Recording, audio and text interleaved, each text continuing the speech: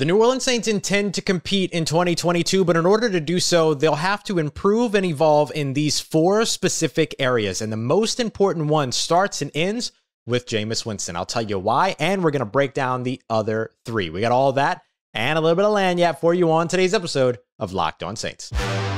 You are Locked On Saints, your daily New Orleans Saints podcast. Part of the Locked On Podcast Network, your team every day.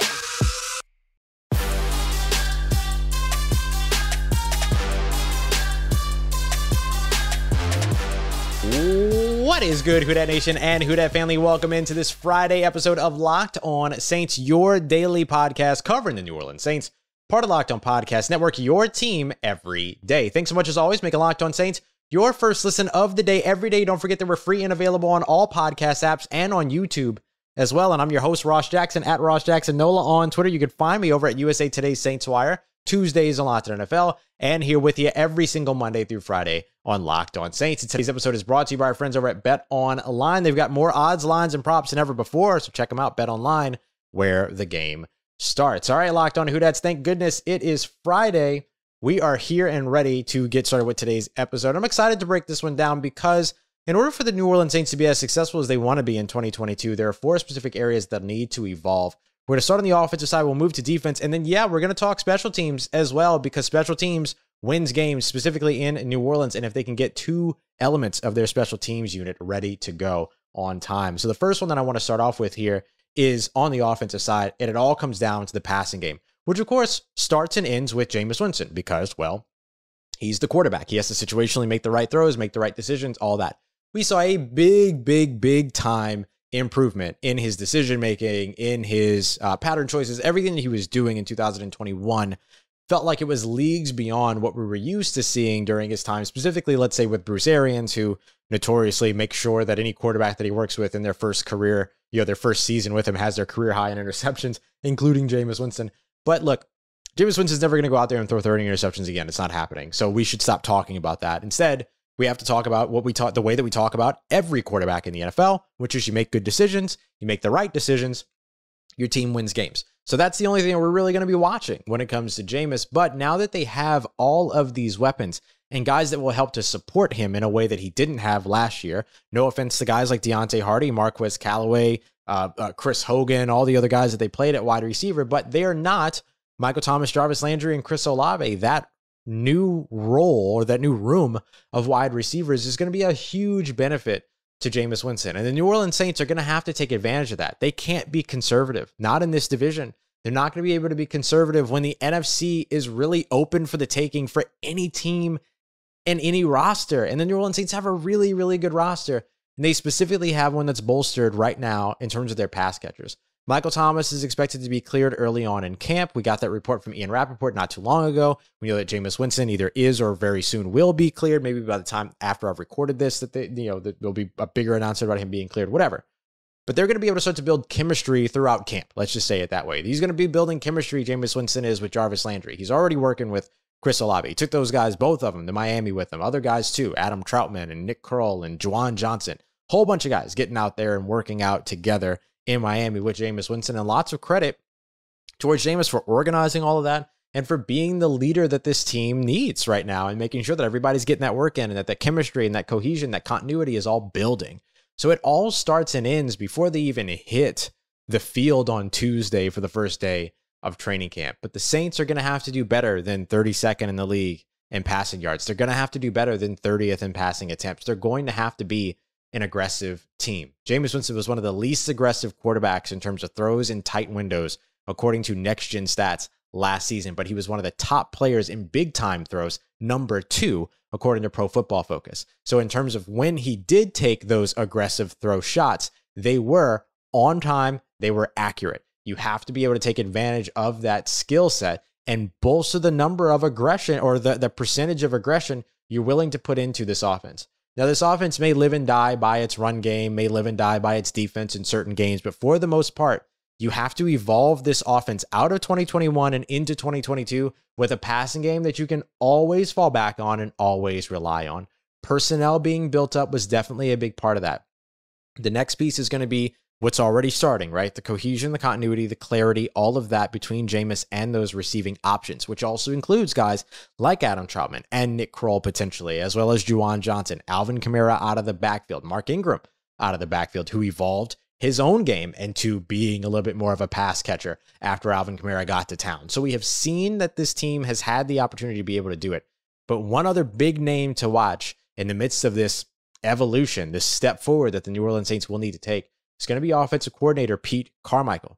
Pete Carmichael has sort of been this kind of silent assassin for a long time for the New Orleans Saints as their offensive coordinator, but now it's all him. He's building the system. He's constructing the system. He's the architect of the system. He's teaching the system. He's installing the system, and he's going to be calling the plays going into 2022. So the lack of play calling expertise, I guess you could say, as compared to Sean Payton is there, but Pete Carmichael has called plays before. He knows how to do it. My question is, will he be more aggressive than Sean Payton was able to be with last year's unit, which was oft injured, oft unavailable, and mostly trying to build some level of chemistry and never really got the roster they wanted out on the field? That shouldn't be a problem for this New Orleans Saints team in 2022. Pete Carmichael should have all of his weapons at his disposal. So will he show more aggression?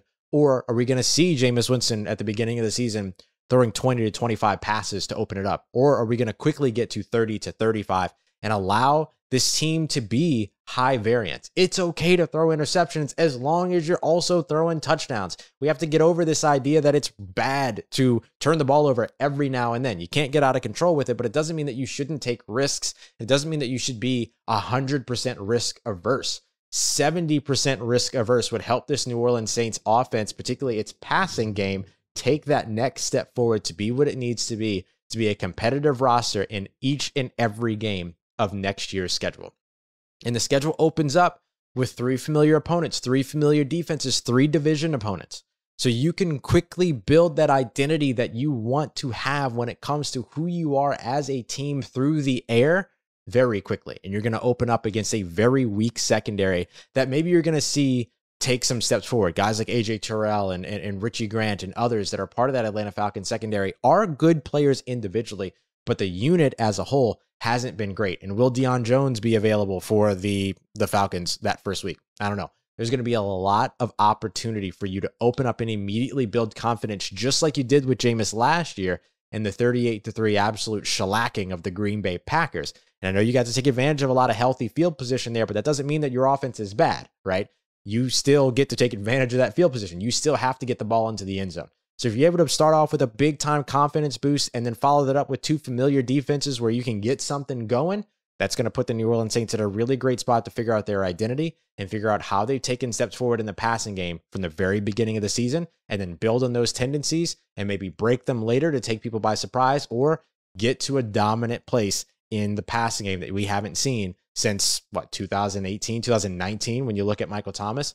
But you have to spread the wealth a little bit more than that season for sure. All right, family. So we know the New Orleans Saints passing offense will need to take a bit of a step forward, but how about the passing defense? Well, I think it has to be the pass rush, but not just the pass rush as a whole. One specific part of that pass rush is going to need to take a step forward in 2022. I'll tell you which one as we continue on with today's episode of Locked On Saints. Before we get to that, I want to tell you about our friends over at Built Bar, built.com, the best tasting protein bars on the market right now. The Coconut Brownie Chunk Puff Bar is back, one of the absolute favorites when it comes to flavors across Built Bar, now in a puff bar, which includes that fluffy marshmallowy goodness. The thing that stands out to me most about this particular protein bar, the Coconut Brownie Puff Bar, is simple. It is sort of the concert of textures that you get. You get the fluffy marshmallow, you get the creamy chocolate that covers the whole thing, you get the chewy brownie bites that are super good, the chunks of brownie that are in there, and you get the coconut flakes as well.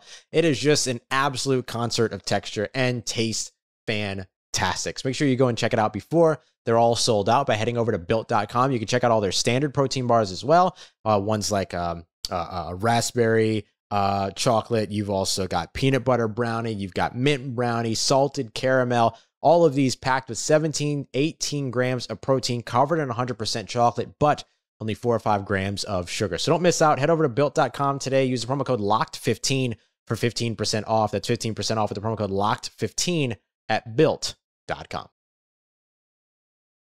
All right, family, continuing on with today's episode of Locked On Saints. Thanks again for making us your first listen of the day every day. You want to check out which NFL stars move betting lines the most. You're going to find that over at the Locked On NFL podcast here. All throughout the week, we've been releasing the top 50 NFL players based upon who moves the betting lines with our friends over at BetOnline. So make sure you go and check that out wherever you get your podcasts and on YouTube. Just search Locked On NFL.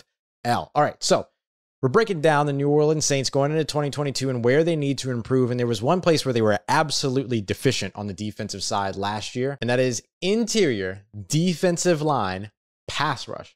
Of the New Orleans Saints 40-plus sacks last season, two came from players that are classified as defensive tackles or interior defensive linemen. Both of those sacks came from David Onyemata. That's it.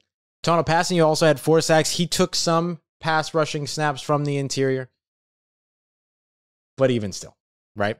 This New Orleans Saints defense has to get better at generating pass rush and pressure from the interior. Along the interior defensive line class, the defensive tackle room, there were 62 total pressures for those players. That includes guys like Malcolm Roach and David Onyemata and, of course, Shai Tuttle and others. 32 of those came from David Onyemata. David Onyemata outpaced the rest of the defensive tackle room in pressures, all told, by himself.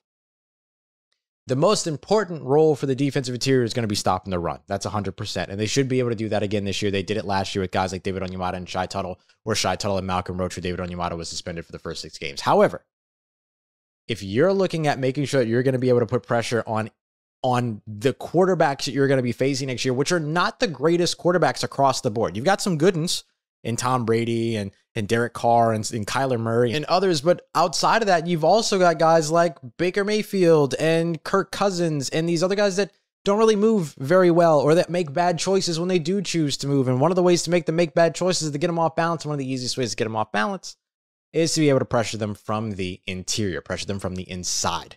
The New Orleans Saints have seen this end up being utilized against them over the course of the past few seasons. The final seasons of Drew Brees, giving up a lot of pressure on the interior, led to injury, led to inefficiencies when it was there, led to some bad turnovers, things like that. And certainly we don't wish for injury for anybody. That's not the point of this conversation. But the point of this conversation is that interior defensive line pressure is impactful for the opposing team. And that's a way that you're going to want to do it. Why is it so impactful? There are 2 big reasons. First of all, sight lines, right? In terms of throwing windows, things like that. If you can get in the quarterback's face, you cause him a lot of grief, you cause him a lot of trouble, and you're forcing him to move outside as opposed to having the inside pocket mobility to step up or anything like that. So just being in that vicinity creates confusion. It creates sort of panic for opposing quarterbacks. It also forces them to a situation where they have to run outside. And this is number 2, which gets them off balance and out of time. This impacts timing a ton for timing-based offenses that are predicated on making quick throws, that are predicated on 1 read, 2 reads, whatever it might be. Quick passing offenses get disrupted by defensive interior pressure more than they do edge pressure from the outside. So this becomes a huge, huge part of how the New Orleans Saints can take a step forward. They still had over 40 sacks. I believe it was 42, 43 total sacks on the season. And they crossed the 40 sack threshold before the in the 16th game. So they've continued to produce ever since Ryan Nielsen, the Saints defensive line coach and now also co-defensive coordinator, has been in the building since 2017. The Saints have produced 40-plus sacks every season. So he's done a fantastic job there. But a lot of what we saw last year came from the second level, came from the edge rushers. Cam Jordan with 12.5 sacks. Marcus Davenport with 9.5. You also had sacks from the second level, or the third level, from the secondary. So players like Malcolm Jenkins and even Jeff Heath had a sack when Shai Tuttle and some of these other guys didn't. And, C.J. Gardner-Johnson, of course, is always going to be using the pass rush, all of that, right? But if you can find another person that can generate pressure and generate a pass rush from the interior and do those things to the quarterback, get them off base, get them out of time, get them off rhythm, that ends up being a huge benefit for you and a big time focus where the New Orleans Saints should be looking to evolve going into 2022. And that already fearsome defense becomes one of, if not the best, the moment that they start doing that. It won't be a conversation that takes the whole season to figure out, to wait to see where they end statistically. No, if the Saints can continue to do all the things that they do, cover well, play well at the second level, and get the edge pressure, but then add that interior defensive line pressure and be disruptive there in the middle of the offensive line or on the defensive line, then all of a sudden they propel themselves to the conversation of best defense in the NFL almost immediately. All right, family, coming up next, we're going to dive into special teams. Now, 2 more areas where the New Orleans Saints need to evolve in order to win in 2022. And you might think that special teams doesn't matter that much, but let me tell you, and I will break it all down for you, special teams wins games. And we already saw that in 2021. We'll break all that down as we continue on and wrap up today's episode of Locked On Saints. But first, it's my great pleasure to be able to tell you about our good friends over at BetOnline. So whether you're looking at end-of-year awards, you're looking at win totals, you're looking at division finish, even Super Bowl matchups across the NFL, player props for your favorite NFL draft candidates as well. There's so much there, including also a ton you can get on college football. You feel like maybe USC can upset and make a national championship run. There's a spot for you there. You want to go with the favorites, guys like Alabama and Georgia and others, you can go there. You can look at the NBA, the MLB, the NHL, even esports. They've got you covered with whatever it is that you love with more odds, lines, and props than ever before. So check them out on your mobile device or your computer today so you can get in on all the trends and action from the #1 sports wagering information website in all the land over at BetOnline, where the game starts. Let's get it, Who Dat Nation. Wrapping up today's episode of Locked On Saints, taking a look at the 4 places where the New Orleans Saints need to evolve in order to be successful in 2022. We've broken down the passing offense, the interior pass rush in particular, and special teams, because don't forget, special teams wins games. New Orleans Saints finished with a 9-8 record last season, which was massively outperforming the roster that they had available to them throughout as they started 58 different players, 4 different quarterbacks, 4 different kickers, all of that. But here are a couple of things for you to keep in mind. While the New Orleans Saints were number 31 when it came to plays per drive, they were number 5 on the defensive side when it came to plays per drive allowed. So they allowed the 5th fewest on average throughout. So a big part of that was a lot of the field position game, putting offenses or opposing offenses in positions to where they were operating with their backs against the wall quite a bit. And one of the reasons why they're able to do that is because they have a fantastic punter in Blake Gillikin. However, they weren't super solid in their punt coverage, and they can stand to be better. When you look at a couple of different pieces here in terms of where they started off their drives, all of that, the New Orleans Saints offense started off their drives most consistently at 31.1 yard line, somewhere around there, which was 4th best in the NFL. But they forced opposing offenses to start on their 27.5 yard line on average. That was 8th in the NFL. So it's still top 10, but there's still some room to get better there. One of the ways they're going to be able to do that is to get it solved in terms of who's going to be that gunner opposite JT Gray, because they did allow a lot of returns. They had the 2nd most punts, which is indicative, of course, of the Saints offense struggling on 3rd down. So that's not all about special teams, but they surrendered the most returns in the NFL, meaning that they weren't forcing fair catches. And it also means, and they were also 10th in yards allowed per punt. So, they were bottom 10 in the NFL when it came to yards allowed per punt. So there's a couple of things that indicate for you there that punt coverage was an issue for the New Orleans Saints. And if you're looking to flip the field and utilize special teams as a way to win games, those coverage guys, those gunners are going to be massively important. Now, JT Gray just racked up one of the best special team seasons that we've seen since like 2013 or something like that. Like pretty wild, pretty incredible, with 16 special teams tackles, which is, I think, the most since that season, which was like 19. So you have it solved there, right? The guy's an all-pro gunner and special teamer, but you need to find somebody opposite him. We've spoken on some of the names that could be there, but just to remind you, Alontae Taylor, Bryce Thompson, and Smoke Monday are going to be guys to watch over the course of camp. There are going to be other guys as well that get their opportunities there. But fixing up punt coverage and making it a little bit more consistent in terms of flipping the field with that coverage unit will be massively important for the New Orleans Saints, especially if they get to a point where they're a little bit more selective about when they punt. And one of the things that's going to allow them to do that is going to be having Wil Lutz back. And here's the second place they need to evolve in 2022 is just be reliable at kicker. We're going to be talking to Luke Johnson on Monday from the New Orleans Advocate Times-Picayune. He's going to talk about it quite a bit. But you can already see where the relationship between kicker and punter was so impacted in 2021 because Sean Payton didn't trust his kickers. So sometimes he was punting in enemy territory, right? As opposed to being backed up and beyond the 50-yard line in his own territory, not going for 50-plus yard field goals, things like that. And so you're sending out the punt team when you don't necessarily need to and stuff like that. Now, the Saints were able to flip the field on those, put Blake Gillikin in position to be able to do some coffin corner, really, really good work there, deadly accuracy in terms of that. And that's one of the reasons why he's really, really good, right? And why the Saints were okay moving on from Thomas Morstead to move into the Blake Gillikin era at punter. They're comfortable with that. But outside of that, now you're in a position to where instead of having to do that, you could just kick a field goal and actually walk away with points as opposed to putting it on the backs of the defense to avoid giving up points. And that's going to make a big difference for New Orleans. You also look at the amount of the amount of extra points that were missed in 2021. The combined kickers in 2021 missed just about as many as Wil Lutz has missed his entire career. And that's huge on that team because you think about like the Tennessee Titans game, for instance. And I know I always harp on this, but I'm going to harp on it again because it shows you how not only do special teams win you games, but it can lose you games as well. You missed 2 extra points and that one had to go for 2, or you missed an extra point. You felt really uncomfortable, had to go for 2 because you didn't want to give it to the field goal kicker there for the extra point. And then by the end of it all, you're having to go for 2 to tie the game. Whereas if you would have been confident in your kicker and you would have been able to convert those 2 extra points, then all of a sudden you're kicking an extra point to win the game as opposed to going for 2 to tie the game. And that's where a guy like Wil Lutz wins you games before and outside of, the big time moment of kicking the game winning field goal as time ticks down and expires. So really, really important that the Saints evolve and get better in those 2 spots on special teams. Punt coverage so that you're getting a better, you're flipping the field a little bit more against the opposing offenses and putting opposing offenses in situations where they're starting drives